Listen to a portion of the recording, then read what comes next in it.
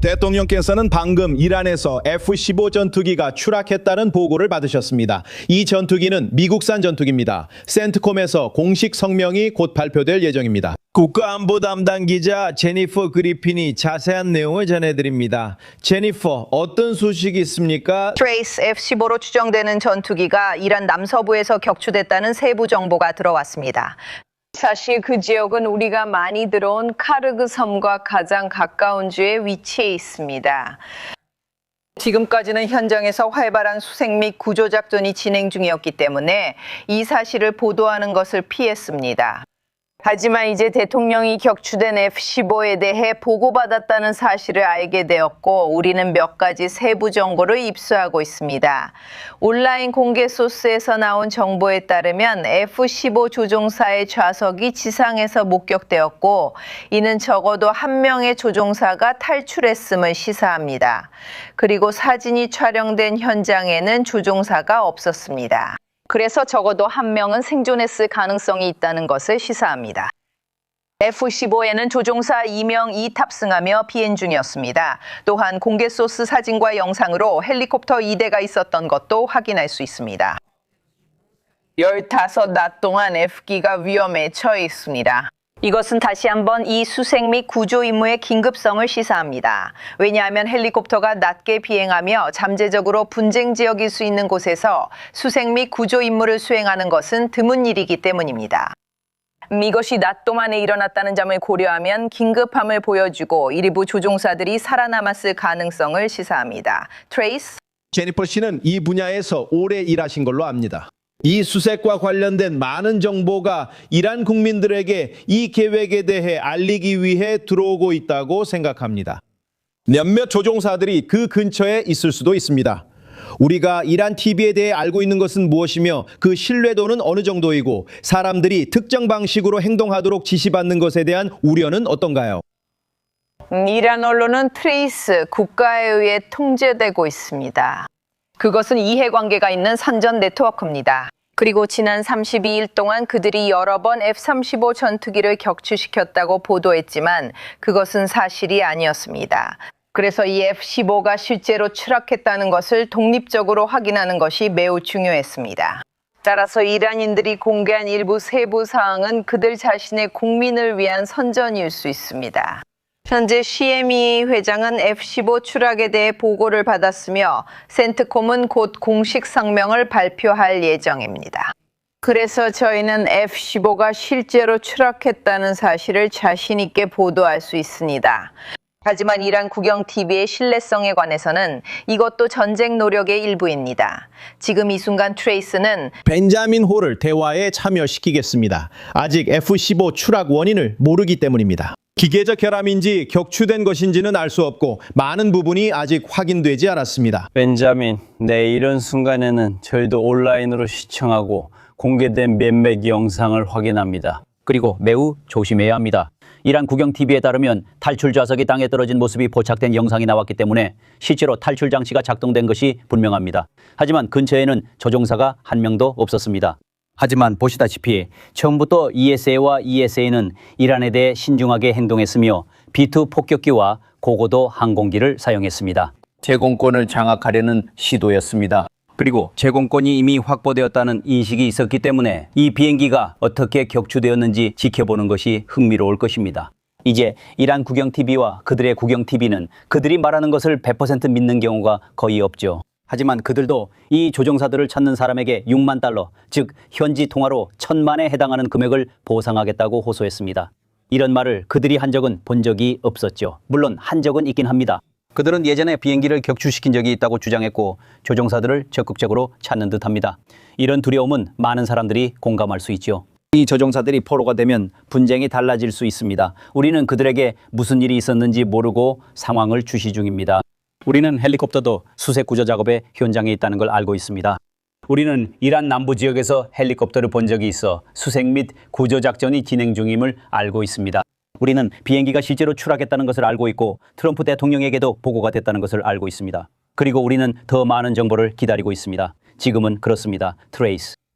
벤자민 잠시만요. 곧 블랙호크 전직 조종사이자 대대장인 중령 데런 고부님을 연결하겠습니다. 대령님, 비행기 보셨나요? 벤자민 말에 대해 어떻게 생각하세요? 저기요. 지상에 사출 좌석 사진 몇 장이 있는데 조종사는 보이지 않습니다. 좋은 소식과 나쁜 소식이 함께 있는 상황입니다. 즉, 조종사가 자리에 없으면 사출 후 생존했을 가능성이 있다는 의미입니다.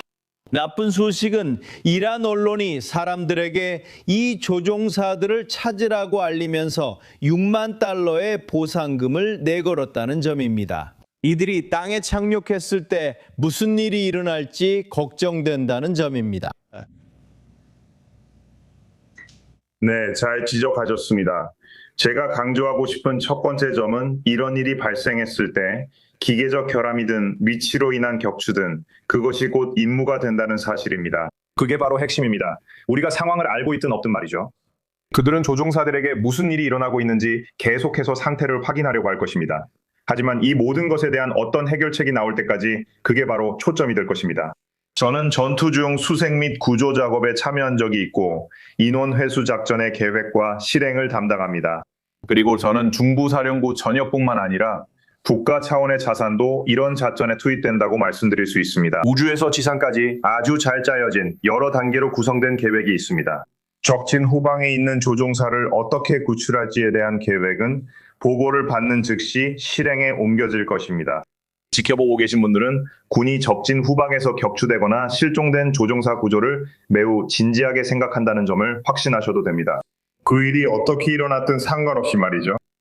네, 그리고 그러면 당신은 이것이 즉시 일어난다고 말씀하셨는데 왜 그런지 궁금하네요. 제니퍼 그리핀은 낮게 비행하는 헬리콥터의 위험성에 대해 이야기하고 있었는데 그 헬리콥터들이 수색을 하고 있을 수도 있다고 했습니다. 이 상황에서 조종사들에게 무슨 일이 있었는지 더 평가하려면 무엇을 할 수 있을까요, 대령님?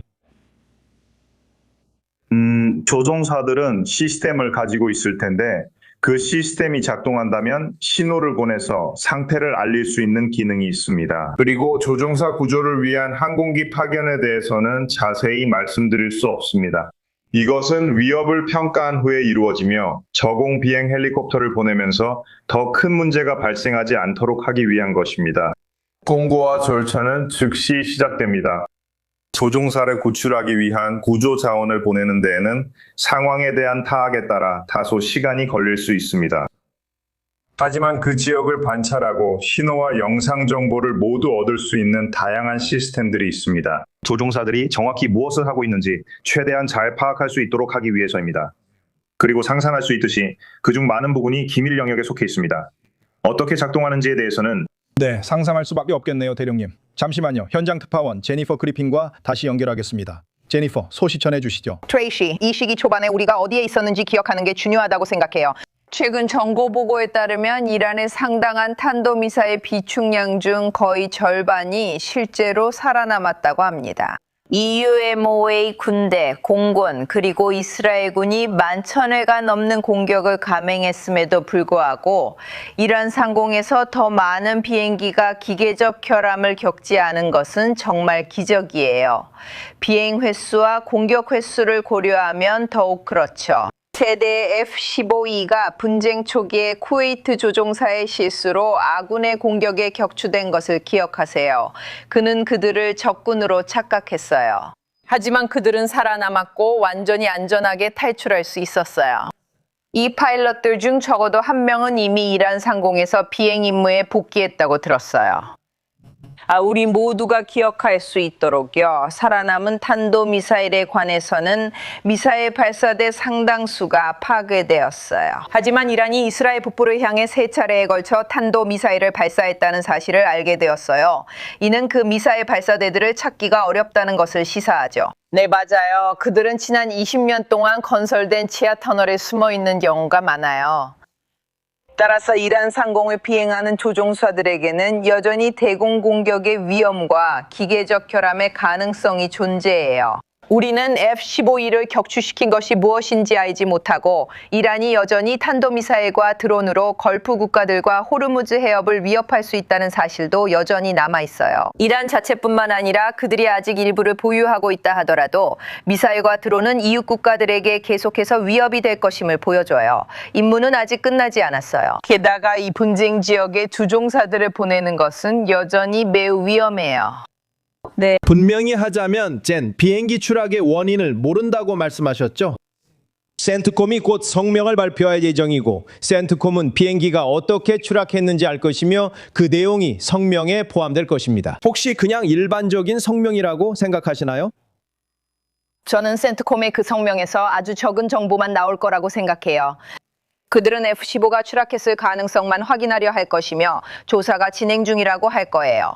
이는 그들 역시 확실히 모르기 때문입니다.